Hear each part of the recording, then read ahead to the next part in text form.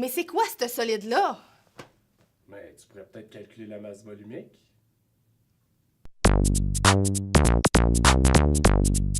La masse volumique d'un corps correspond à la quantité de matière qu'il possède par rapport au volume qu'il occupe. C'est une propriété caractéristique de la matière puisqu'elle permet d'identifier précisément la nature d'une substance à une température et une pression données. On calcule la masse volumique en utilisant la formule suivante. Rho est égal à la masse divisée par le volume, où Rho représente la masse volumique en grammes par millilitre ou grammes par centimètre cube. M représente la masse en grammes et V représente le volume en millilitres ou centimètres cubes selon l'unité choisie. Aujourd'hui, en laboratoire, nous allons calculer expérimentalement la masse volumique d'un solide inconnu afin de pouvoir l'identifier. Afin de pouvoir identifier un solide à l'aide de sa masse volumique, nous devons être certains qu'il est pur, c'est-à-dire formé d'une seule sorte d'atome ou molécule.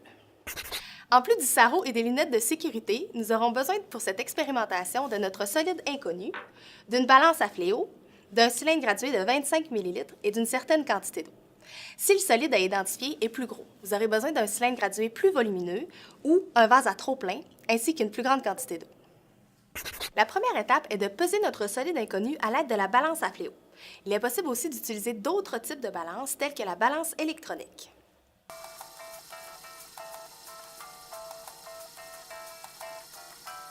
On note ensuite la masse dans un tableau des résultats, soit 72,71 grammes.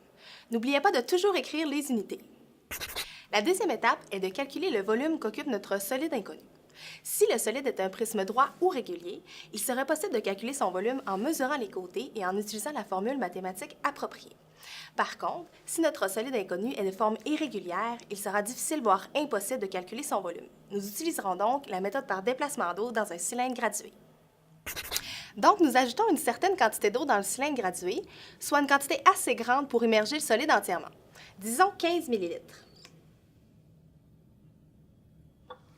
Ensuite, on note le volume initial dans le tableau des résultats. La prochaine étape est de glisser délicatement notre solide à l'intérieur du cylindre gradué.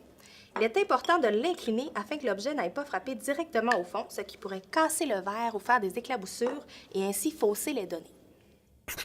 Lorsque l'eau se stabilise, on note le volume final dans le tableau des résultats, soit 23,2 ml.